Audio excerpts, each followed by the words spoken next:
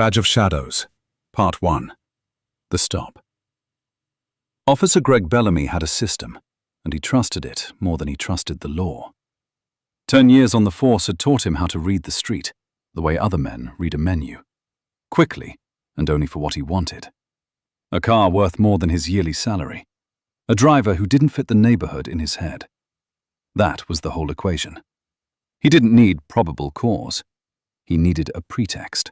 And pretexts were the easiest thing in the world to manufacture when you wore a badge and carried a radio. The car in question was a black Lexus, freshly washed, gliding through the intersection of 9th and Miller with the kind of unhurried confidence that always caught his eye. Not reckless, not fast, just confident. Bellamy had long ago decided that confidence, in the wrong hands, looked like arrogance, and arrogance looked like guilt. He pulled out behind it and watched the plate for 3 blocks before he found what he needed. Or rather, invented it. "Dispatch, this is Unit 14. I've got a vehicle weaving in the left lane, possible tint violation, requesting a stop." There had been no weaving. The tint, when he'd eventually check it, would fall well within legal limits. None of that mattered yet. What mattered was the blue and red flooding the rearview mirror of the Lexus, and the woman inside it, easing the car onto the shoulder with a smoothness that suggested she had done this before and knew exactly how it was going to go. She had cinnamon brown skin, natural hair pulled back into a low, neat twist, and a blazer the color of wet slate hung over the passenger seat, the kind of blazer that belonged in a boardroom, not on a bench seat next to a purse.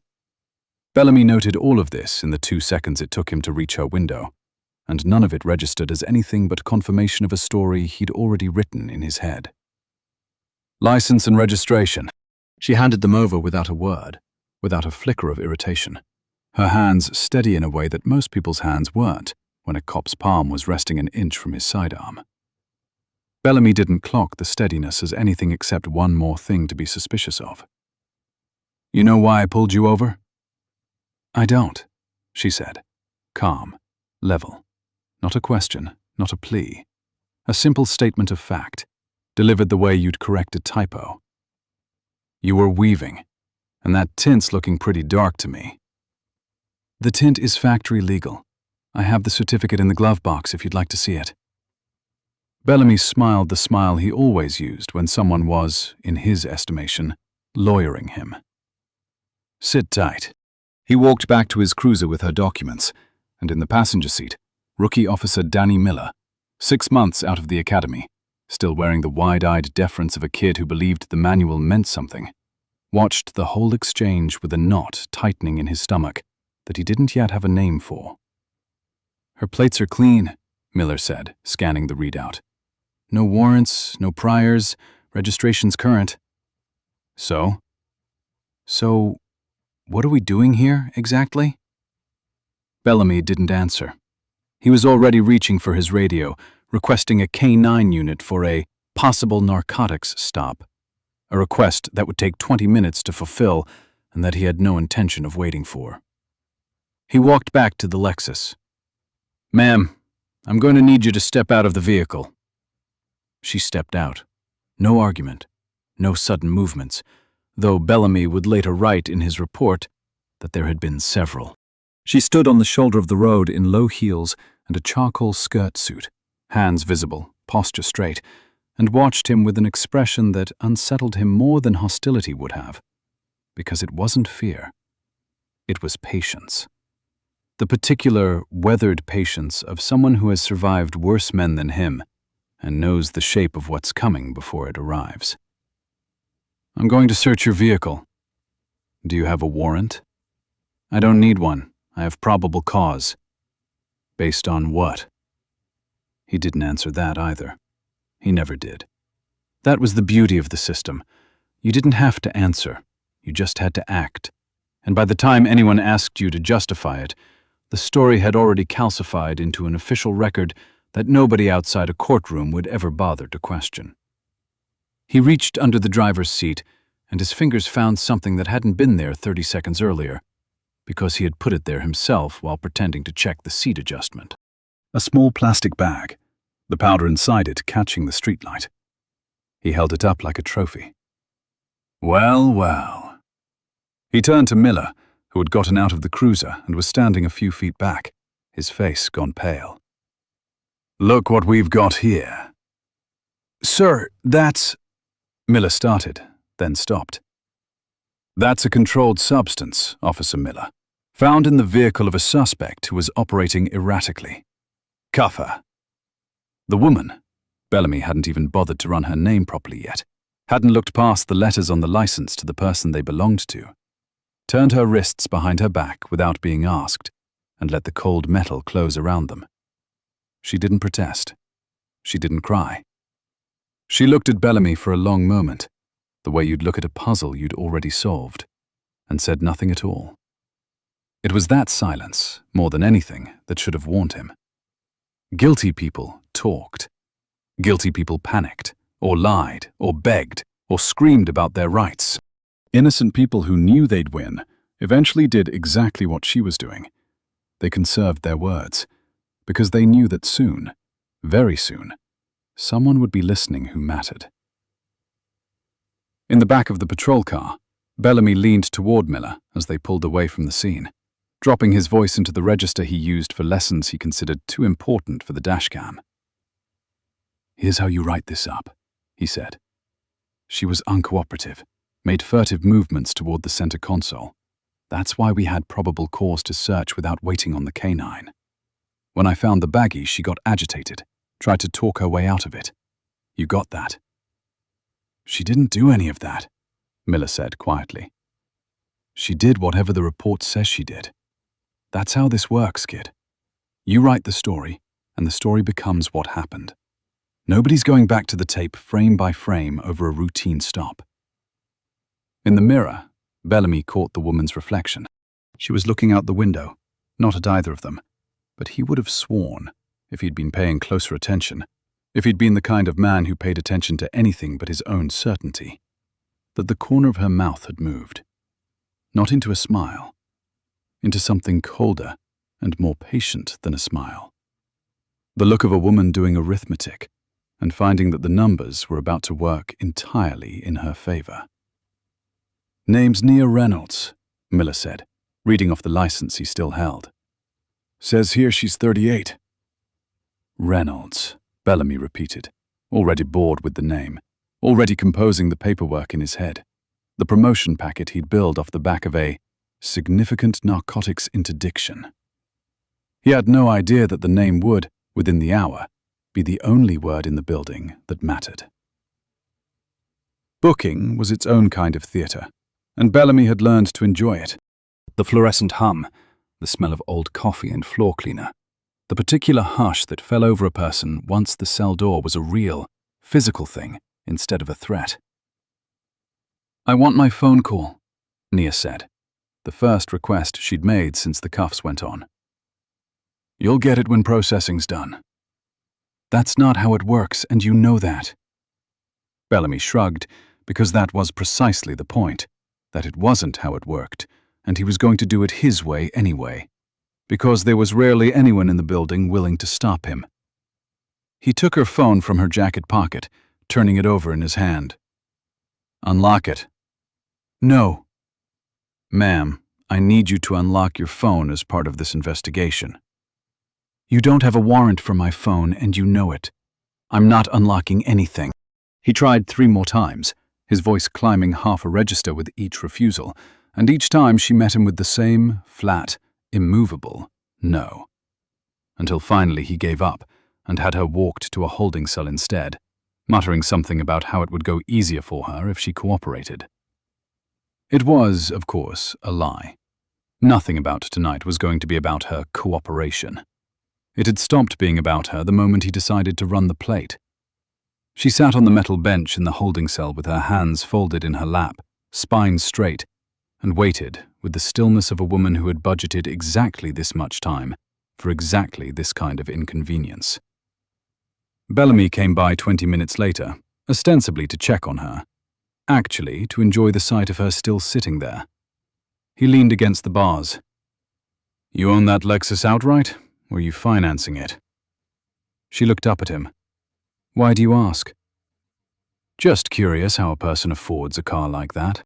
He let the insinuation sit there, ugly and unspoken, the way he always did. Do you own your house, Officer Bellamy? The question caught him off guard. Not the content of it, but the fact that she'd bothered to ask at all, and the fact that she'd used his name, which she'd clearly read off his badge with more attention than he'd given her entire file. What's that got to do with anything? You'll want to think about selling it, she said, evenly, like she was discussing the weather. Legal defense isn't cheap, not the kind you're going to need. Bellamy laughed, the sound too loud in the concrete room. Lady, you're the one in the cell. For now, she said, and went back to looking at her hands.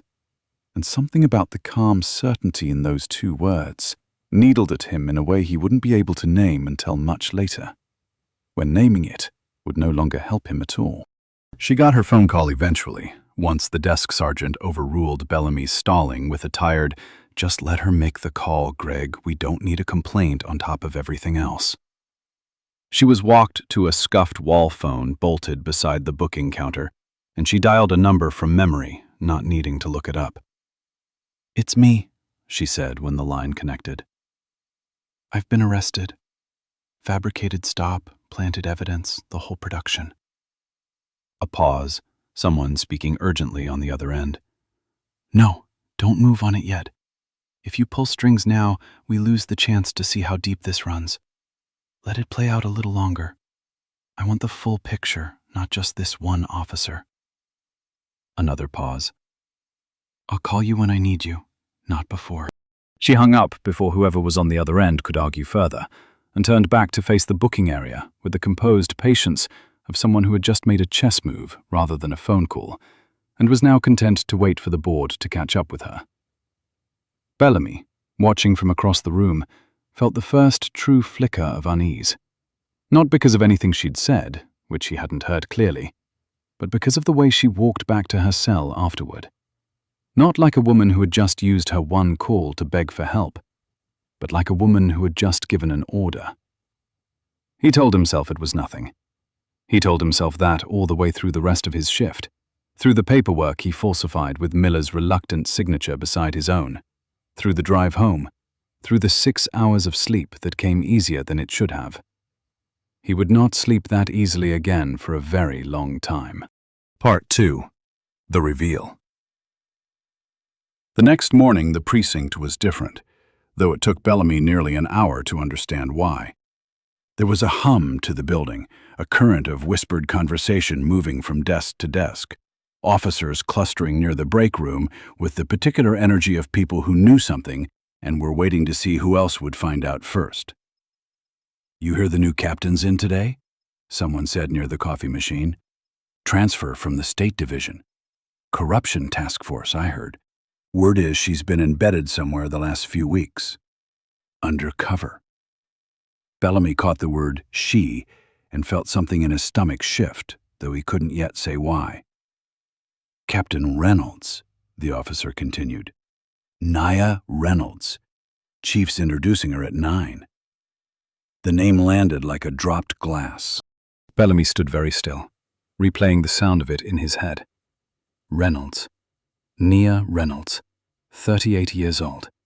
The name Miller had read off a driver's license 12 hours earlier, in the back of a patrol car, about a woman currently sitting in one of his precinct's holding cells for a crime that had never actually occurred.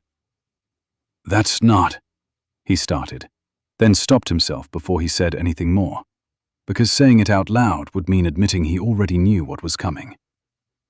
He found Miller in the locker room, pulling on his uniform with the slow, deliberate movements of a man trying to delay something.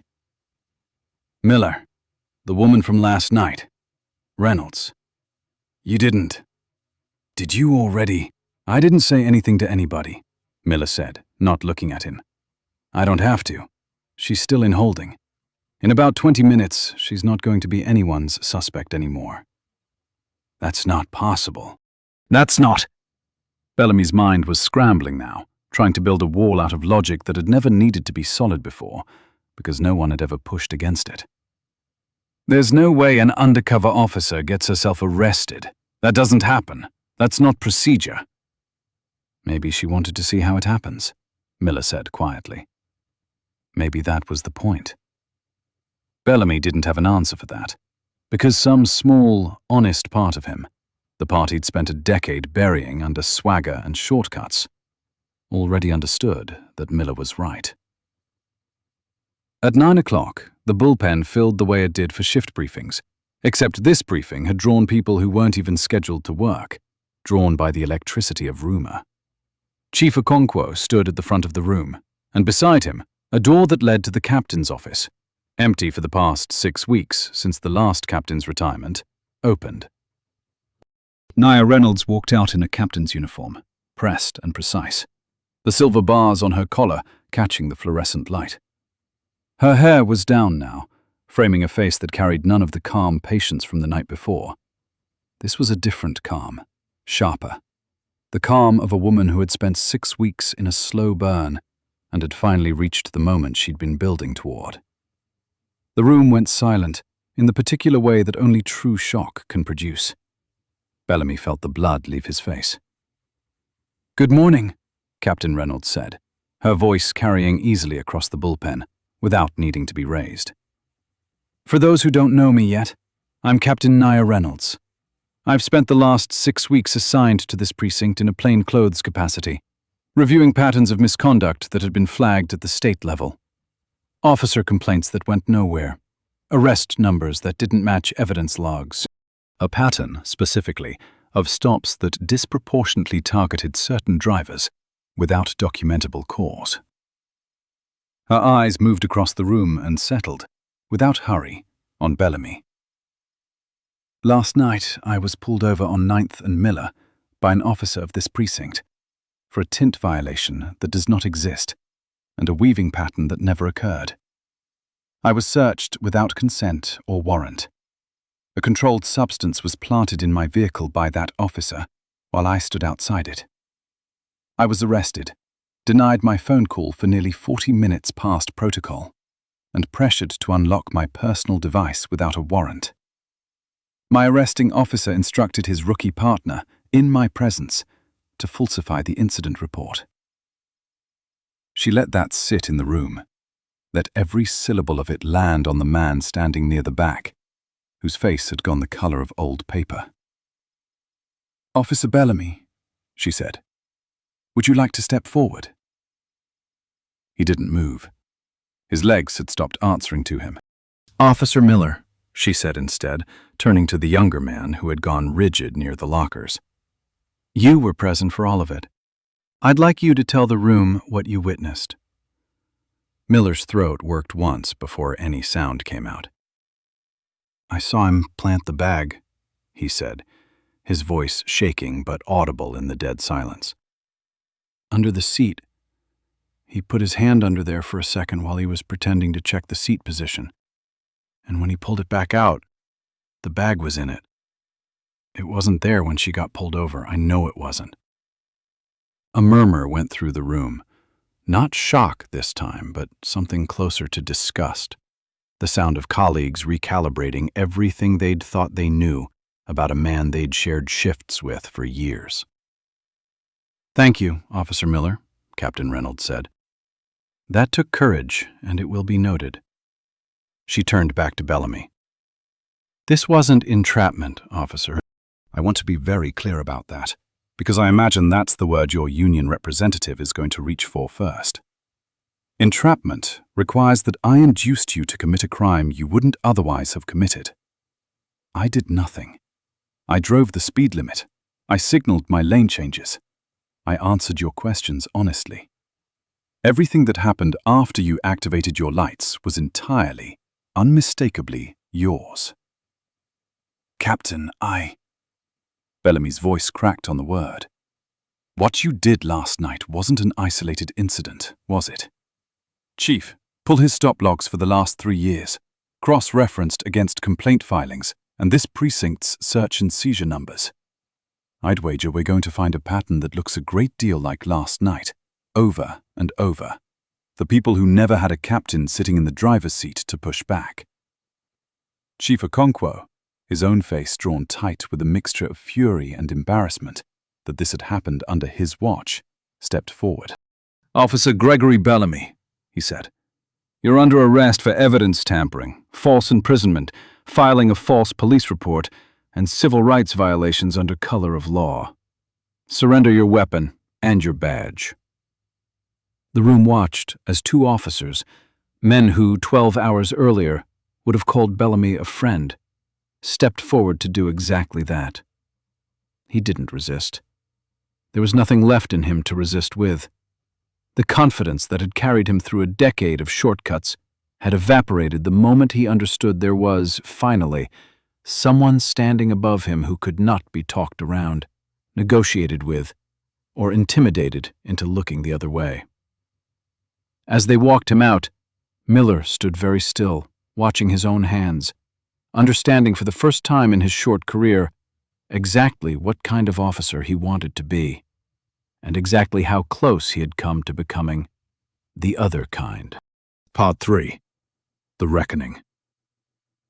The federal investigation moved with a speed that surprised everyone except Captain Reynolds, who had spent 6 weeks quietly assembling the case before she'd ever agreed to be pulled over. Bellamy's union representative, a weathered fixer named Frank DeMarcus, who had gotten a dozen problem officers out of far stickier situations over the years, called him at the county jail 3 days after his arrest. "I can't take this one, Greg." "What do you mean you can't take it? That's your job."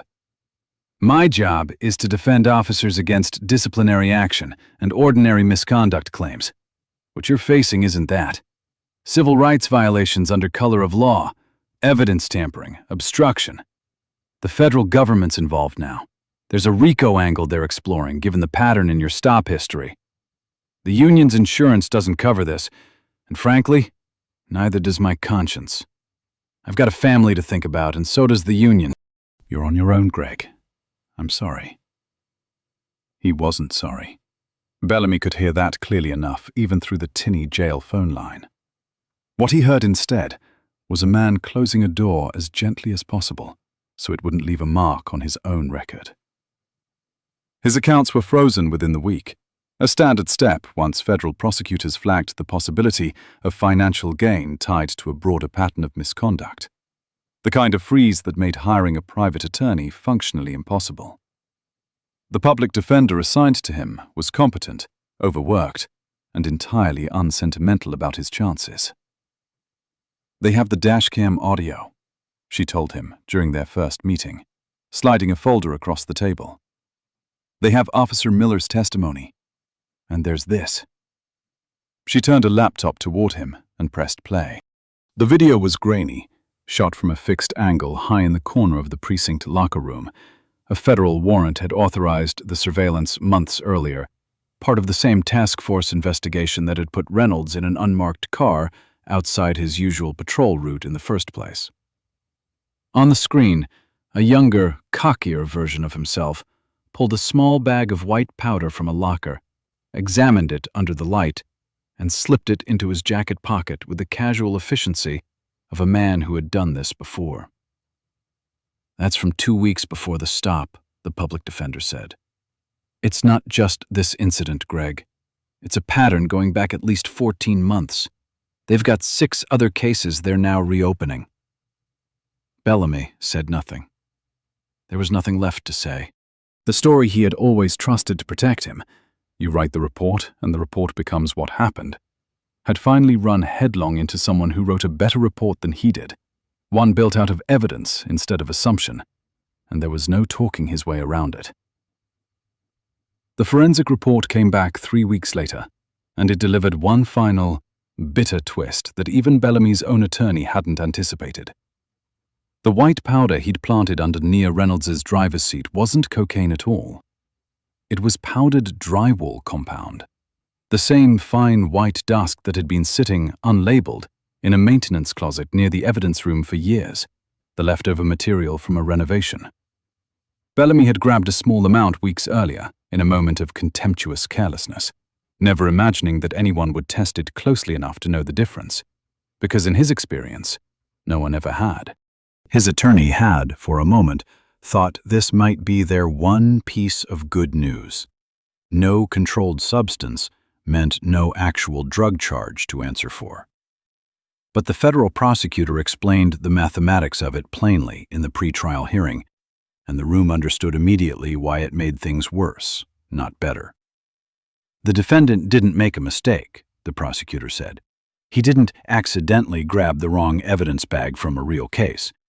He manufactured a false narcotic specifically to plant on a citizen he had already decided, based on nothing but her appearance and the value of her vehicle, was guilty of something. This isn't a chemistry error, Your Honor. This is proof of specific intent, proof that this was never about drugs at all. It was about power, and about which citizens this officer believed he was entitled to punish without cause. The distinction reclassified the case entirely. No longer a narcotics-adjacent misconduct charge, with the usual soft landing federal prosecutors sometimes offered cooperating officers, but a civil rights violation, carrying a mandatory minimum sentence. The kind of charge that didn't bend for plea deals or character letters. The sentencing hearing was sparsely attended. No family in the gallery. His ex-wife had made it clear years ago that she wanted nothing to do with whatever came next in his life, and she'd been right to leave when she did. A few reporters. Officer Miller, sitting quietly in the back row, there not out of malice, but because he felt, in some way he couldn't fully articulate, that he owed it to himself to see this through to its end, to understand exactly what it looked like when the story finally caught up with the man who'd tried to write it. Captain Reynolds did not attend. She had testified weeks earlier, calm and precise, and had made clear to the prosecutor's office that she had no further interest in watching Bellamy's face as his life came apart. She had built the case. She did not need to witness the verdict to know it had been just. Judge Cole read the sentence in a flat, unhurried voice, the voice of someone who had done this many times and felt no particular need to editorialize. 18 years, federal custody. No possibility of parole for the first 15.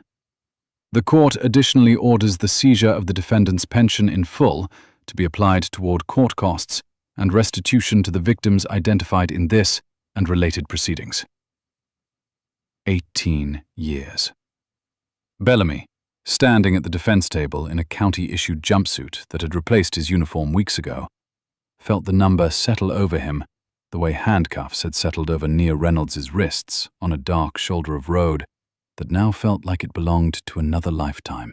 He had built his entire career on the belief that some people got to write the story and some people had to live inside whatever story was written for them. He had never once imagined himself in the second category. He had been wrong about that, as he had been wrong about nearly everything else that mattered. 6 months later, Captain Nia Reynolds sat at her desk in an office that had been thoroughly, deliberately hers for half a year now. The same office whose door she had walked through in full uniform on the morning that ended Bellamy's career. The same precinct that had spent those 6 months rebuilding itself under her command. Stop and search numbers falling, complaint numbers falling with them. Morale rising among officers who had quietly, gratefully understood that the culture they worked in had finally changed shape. An envelope sat on her desk that afternoon, forwarded from the department's mailroom. Bellamy's name and inmate number printed in the corner in the flat block lettering of federal correctional stationery. She turned it over once in her hands. She did not open it. She had heard secondhand that he had written it in the second month of his sentence, an appeal perhaps, or an apology, or some mixture of the two that men like him tended to produce once the isolation of a cell finally forced them to reckon with themselves. It didn't matter which it was. She had given him every chance, in the moment that mattered, to be a different kind of officer. He had chosen, over and over, long before she ever got in that car, to be exactly the kind of man he turned out to be. She fed the envelope, unopened, into the small shredder beside her desk and listened to the brief, satisfying grind of it disappearing into strips too narrow to ever be read again. and she picked up the folder waiting on top of her inbox. This week's stop and search audit. Numbers she reviewed personally now, every single week, because she had learned exactly how much damage could hide inside numbers nobody bothered to check, and got back to work. There was still a great deal of it left to do, but for the first time in a long while, it felt like the kind of work that stayed done. The end.